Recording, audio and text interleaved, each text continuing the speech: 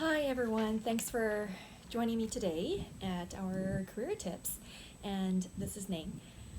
Today I have a semi heavy topic to cover, which is basically, um, I guess, some of the thoughts I had in terms of applying for further studies or further upgrading, and realize that some of the things I should pay attention to that I failed to do so. So I guess I would just like to say I wish I know the following tips when I was back at um, the first year of the university, or the beginning before my jobs or career even started to develop.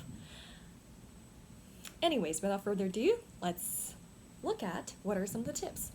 So recently I was doing some informational interview with one of my professors at Kwantlen Polytechnic University. He's an amazing professor, great mentor, and I actually just happened to bump into him a couple of weeks ago, and I was considering a few options in terms of either to go into career in college or post-secondary institutions, or high school, or basically government K-12 programs. And after my, I guess I did ask him some questions and he reviewed his experiences, I was really surprised to find that even though he is a very intellectual person and have amazing degrees like a doctor degree in philosophy, he did still go through a few curves in terms of getting to where he's at today. So he actually completed his program somewhere in the other end of Canada, like can't remember exactly where, but it's somewhere in Manitoba or like Quebec area.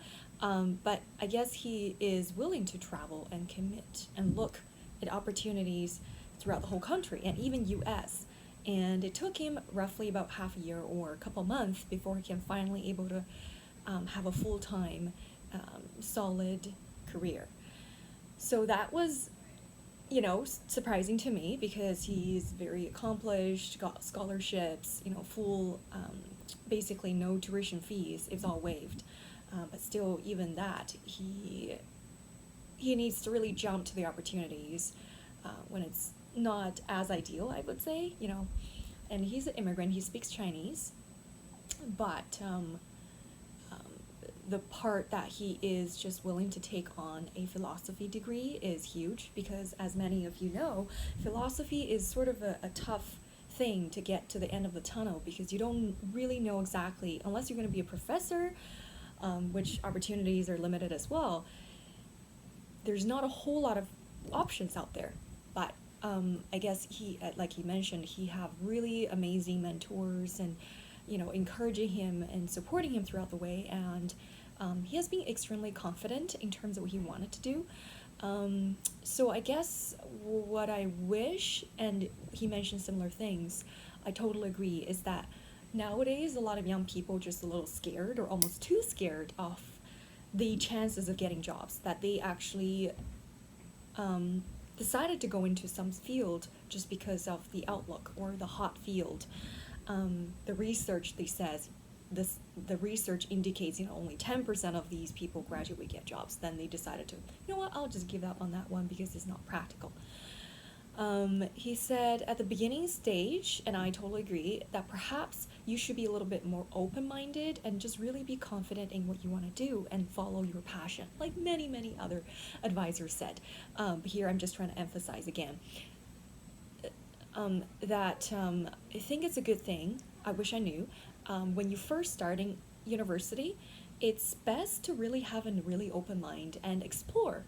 When I look back and look at my transcript now, I just wish I took a few different studies because I basically did my research and I have my mindset on one subject. Oh, psychology. All right, that's going to get me somewhere. And I basically, all of my courses are focused on psychology and Asian languages, which, that's totally fine too. But now that I look back, because I'm trying to apply for high school teachers licensing program, and for apparently I'm not qualified for any of the teachers teachable, like major teachable subjects. So I have to take many, um, at least three, I would say, in order to qualify even for like elementary school teacher, right? So that to me is really surprising, and I just wish I, kind of explore a little bit and have open mind and really um, look at what are some of the classes I did really well and I should continue those ones instead of just like, okay, psychology. Even though I'm actually not really good at psychology, like to be honest, my grades are the best, which is another reason now I wish I I'd not be so stubborn in terms of, fixed and set on one goal and I should only do that.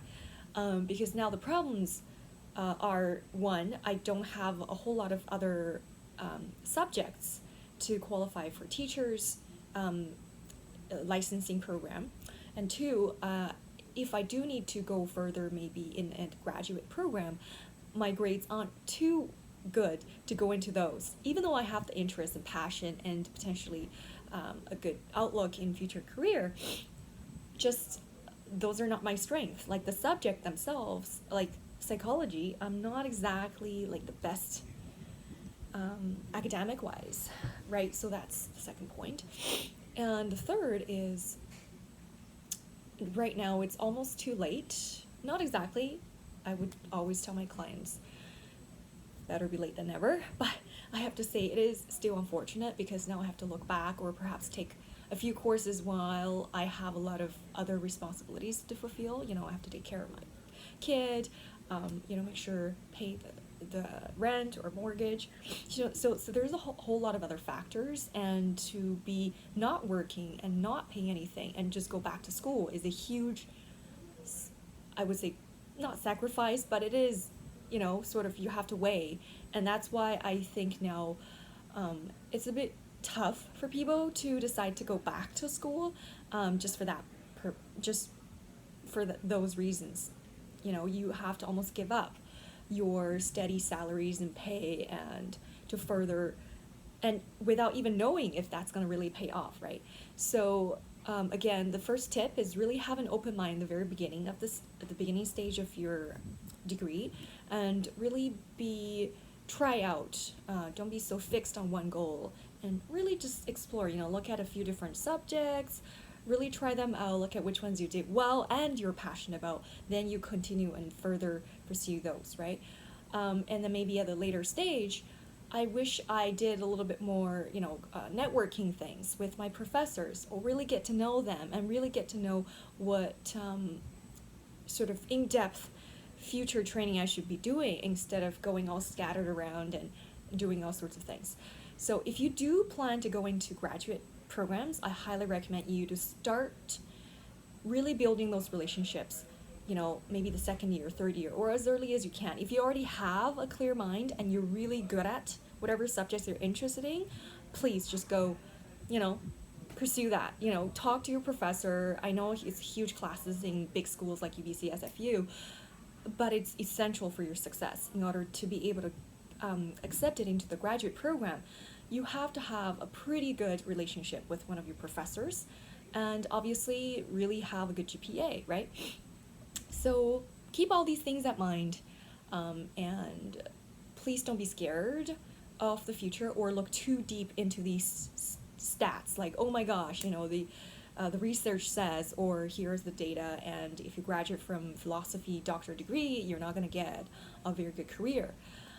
That basically is actually the reason why I gave up philosophy, because I love philosophy. I honestly took his Mr. Lee's class, and my mind is all about philosophy. I love it, but I didn't continue or further study it just because of the fact I knew it might not be leads to a solid career, which to now, I'm not sure if it's a good or bad thing, but I have to say certainly I have regretful or doubtful thoughts, which, I totally don't want you to have the same thing. So if you are really keen on one subject and you know that there might not be exactly a bright future coming out of it, still give it a try. Because you never know, right? You could be that 10% of people, this is a quote from Mr. Lee's, you could still be that 10% of people who made it in the end, right? You never know unless you give it a try. So yeah, I guess overall, what I'm trying to say is, at the beginning stage of your academic path. Try to be open-minded and try out things. And once you know exactly what you want to do, stick with it, and don't be too scared of the outlook or the future. Just really be confident in yourself. Try it out. Stick to it till the very end. So yeah, those would be kind of my takeaways from my conversation with Professor Lee. But yeah, if you have any great ideas too that you wish that you can back when you are early 20s, please feel free to share it there as well below, and feel free to subscribe to more of my videos. Thank you so much for watching, and have a great one.